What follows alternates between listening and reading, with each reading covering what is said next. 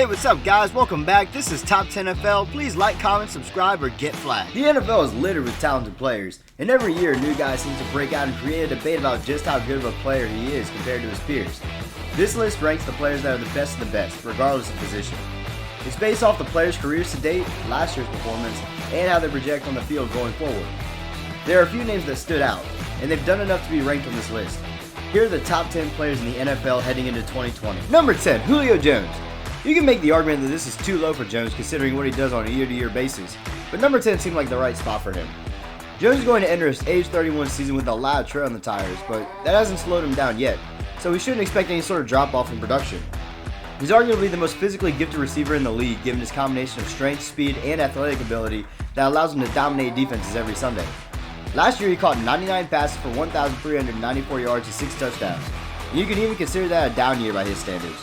Julio Jones is the prototype receiver, and he's been the best player on the Falcons for most of his career. Number 9, Stephon Gilmore. The only cornerback on this list, Stephon Gilmore is the best of the best at doing his job, as taught by Bill Belichick of course, and that job earned him Defensive Player of the Year last season. Gilmore made a name for himself during his years in Buffalo, and all he's done is gotten better since signing with the Patriots in 2017. Over the past 2 years, he's accumulated 40 passes defended, 20 in each year, and intercepted 8 passes in that span. Stephon Gilmore is the definition of a lockdown corner, and he's a leader on one of, if not the best defense in all of football. Number 8, Christian McCaffrey. I had a difficult time trying to convince myself to put a running back in the top 10, but Christian McCaffrey didn't really give me much of a choice. He forced himself onto this list with his play last year, as he had one of the all-time great seasons for a running back. In 2019, McCaffrey rushed for 1,387 yards and 15 touchdowns, while catching 116 passes for 1,005 yards and another 4 touchdowns. If you separated the rushing and receiving stats, he'd be top 5 as a running back and a wide receiver. That's just insane. His combination of strength, speed, and shiftiness is unlike any other. He's arguably the best running back in all of football, and with Cam Newton out of town, look for him to become the new face of the franchise while carrying the team on his back. Literally. Number 7, Chandler Jones. Sometimes players peak early in their careers, and sometimes they peak later. In Chandler Jones' case, he did both. He burst on the scene during his time with the Patriots, and his trade to the Cardinals in 2016 made him turn his play up into another stratosphere. He's coming off his best season to date, accumulating 48 total tackles with 19.5 sacks and 5 passes defended. Somehow he's still getting stronger against the run while bringing down quarterbacks on a regular basis. He hasn't had less than 13 sacks in 3 years, and has racked up 60 sacks during his last 4 seasons. Averaging 15 sacks a season is pretty damn good consistency, and the Cardinals are hoping to get more of the same from Jones moving forward. Number 6, Michael Thomas. I mean, what else can be said about what the Offensive Player of the Year did in 2019? Well, for starters, he broke the Saints franchise record for receiving yards in a season that was held by Michael Thomas in 2018. Then he broke the NFL record for catches in a season with 149 that went for 1,725 yards and 9 touchdowns. 91 of his 149 catches went for a first down. His Twitter handle is Can't Guard Mike, and he's brought that to fruition in the last few seasons with his play on the field. It's even more insane that he did all of this without another reliable threat at wide receiver. And no, Alvin Kamara and Taysom Hill don't count. Luckily for him, the Saints signed Emmanuel Sanders to take some of the pressure off. That should only make it easier for him to get open, which wasn't really a problem to begin with. Look for another all-pro season from Can't Guard Mike. Number 5, Russell Wilson.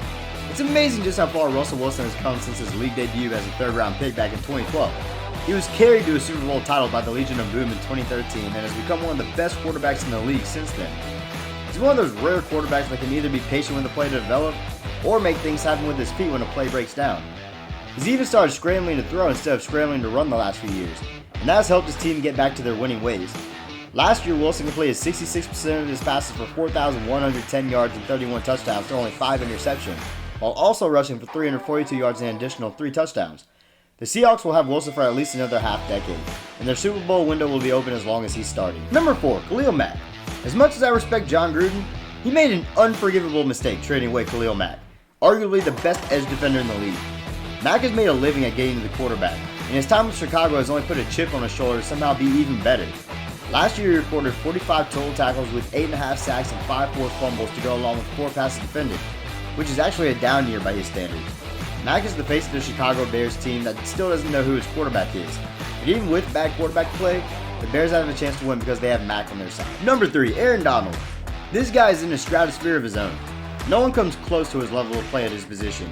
He's unanimously the best defensive tackle and arguably the best defensive player in the game year in and year out, and his play on the field keeps improving. His run defense has improved tremendously over the last couple of years, and he still gets pressure on the quarterback with regular ease. Donald is coming off a 44 tackle, 12.5 sack season with 2 passes defended, 2 forced fumbles, and 1 safety.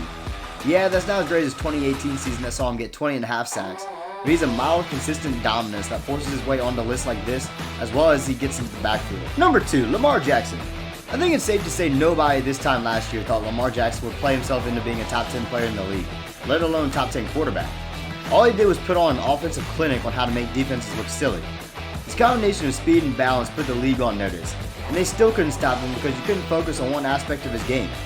He threw for 3,127 yards and 36 touchdowns to only 6 interceptions, while also rushing for 1,206 yards and another 7 touchdowns.